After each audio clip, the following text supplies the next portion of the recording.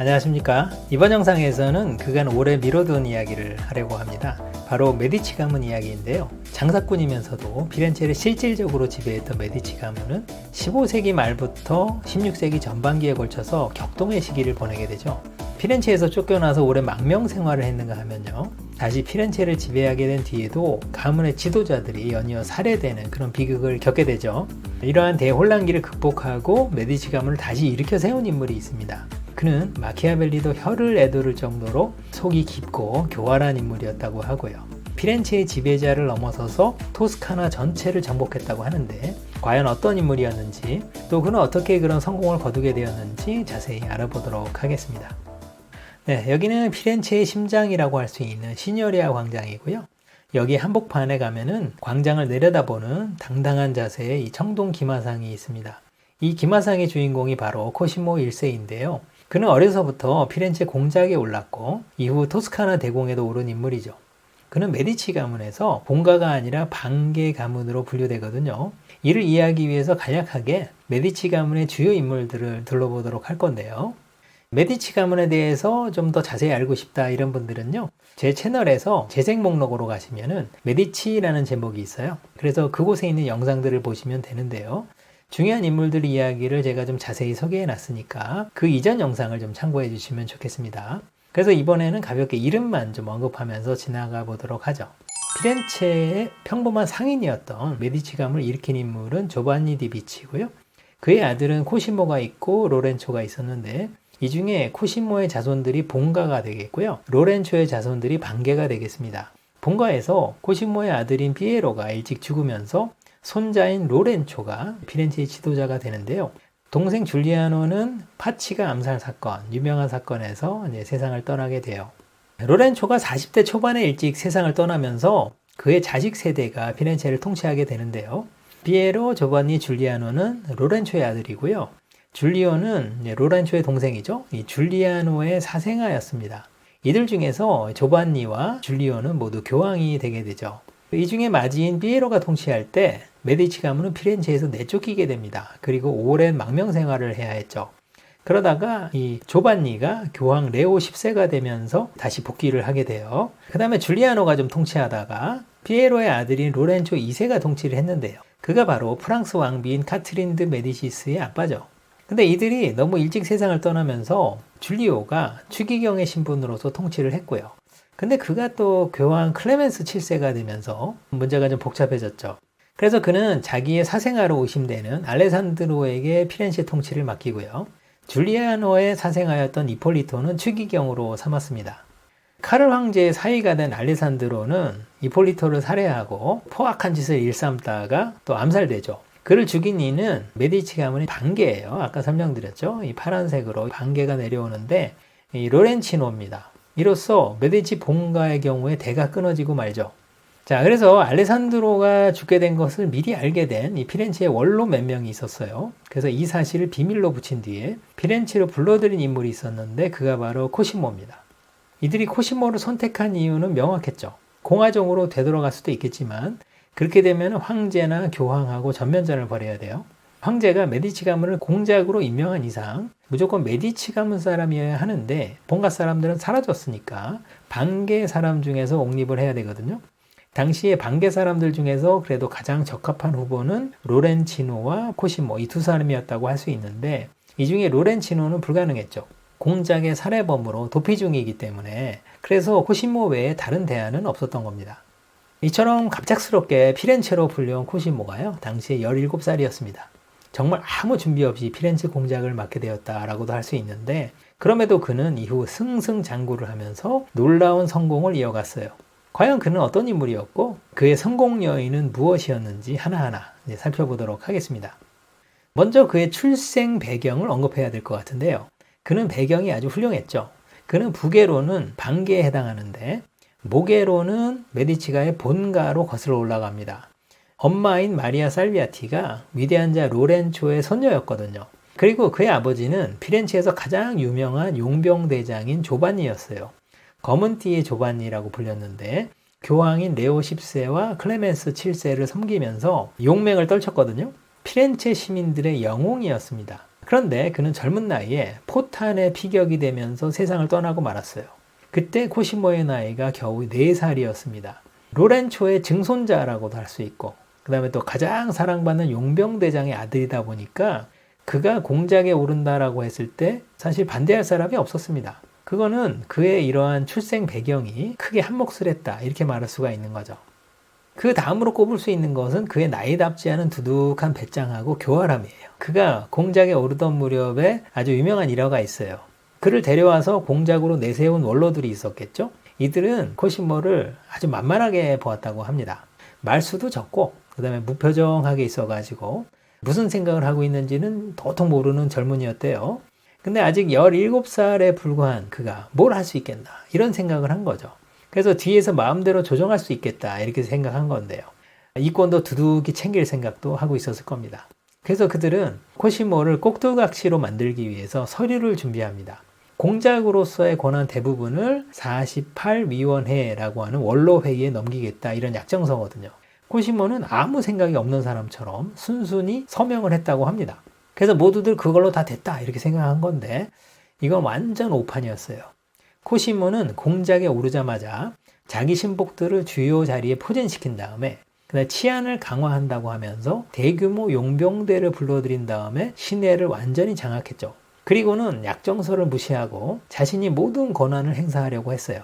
그제서야 상황이 심상치 않다, 이렇게 생각한 원로들이 약속하고 다르지 않냐, 그러면서 약정서를 들고 와가지고 항의를 했대요. 그랬더니 그가 이렇게 말했답니다. 제가 이런 문서에 서명을 했다고요? 그럴 리가요.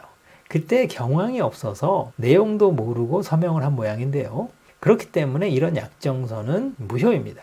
원로들이 경악을 하면서 분노했겠죠. 하지만 어쩔 도리가 없었답니다.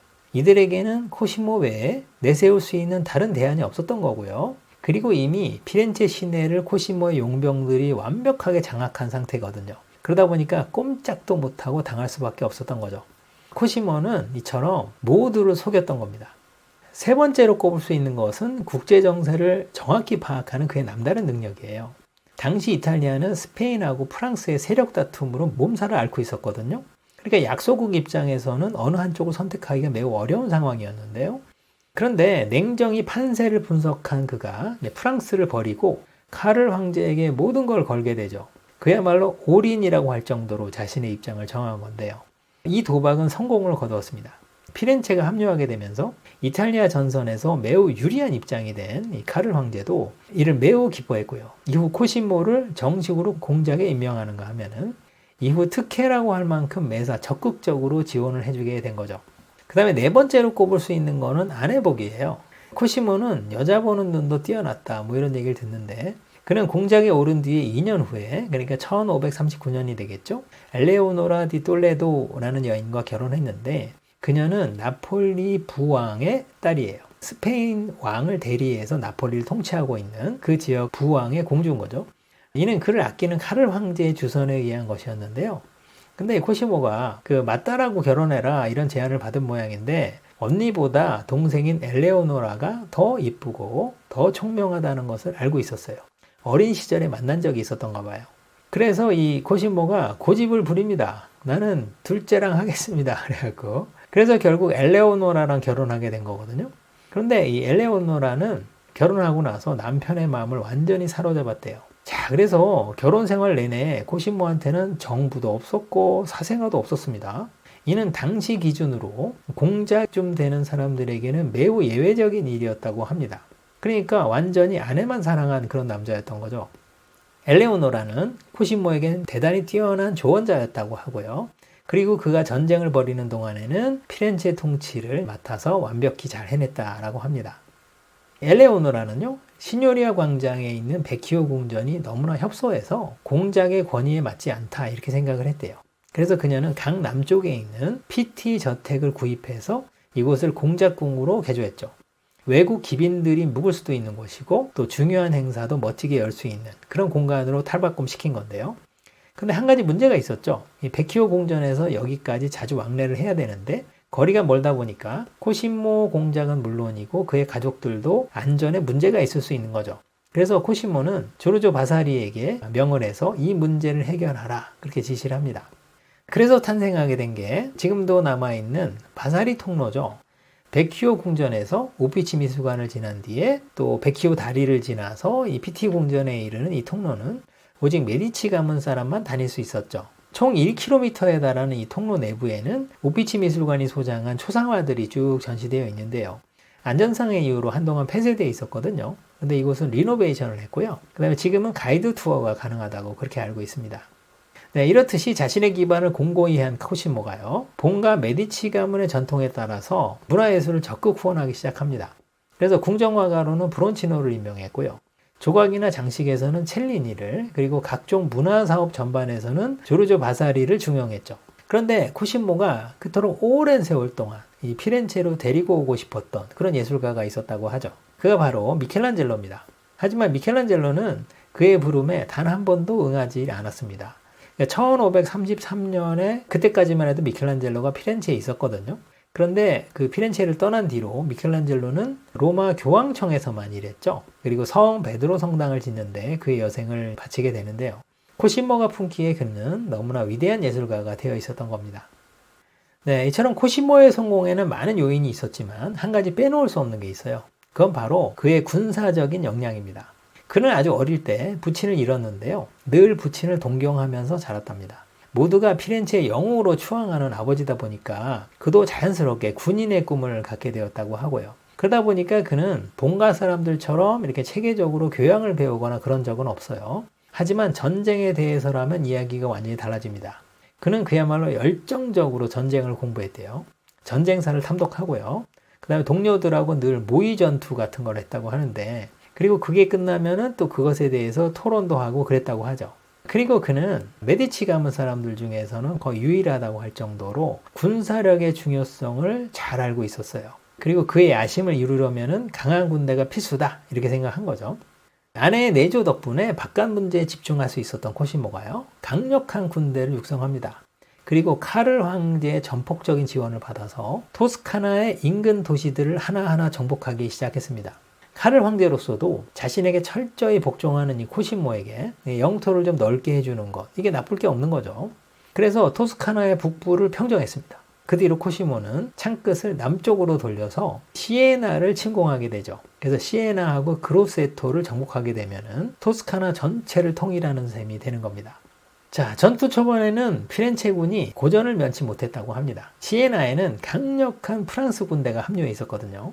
그리고 또 코시모에 반대하는 세력들도 있었겠죠. 피렌체에서 쫓겨나 있었던 그런 세력들이 모두 시에나에 모여서 맹렬하게 저항을 했기 때문입니다.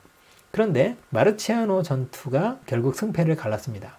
이 전투에서 크게 승리한 피렌체군이 시에나를 철통같이 포위하게 됐거든요. 그래서 이 포위를 견디지 못하고 시에나가 결국 함락되고 맙니다.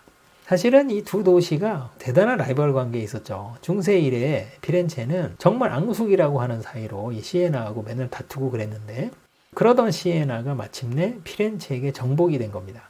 이후 수년에 걸쳐서 이 저항 세력들이 또 저항을 하다 보니까 이를 토벌하고요. 그래서 코시모는 1559년에 토스카나 전체의 지배자가 될 수 있었습니다. 이런 그의 지위를 인정해준 사람은 신성 로마 제국의 황제가 아니라 교황 비오 5세였어요. 카를 황제가 죽은 뒤에 신성 로마 제국하고 피렌체 사이가 예전 같지가 않았거든요. 그러다 보니까 교황은 이때가 피렌체를 자기 편으로 끌어들일 기회다, 이렇게 보고 코시모에게 잘해준 겁니다. 그래서 대공의 지위를 부여했어요.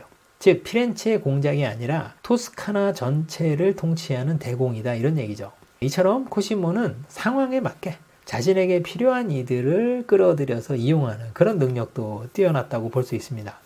코시모는 피렌체의 대혼란기에 그야말로 혜성처럼 등장한 인물입니다.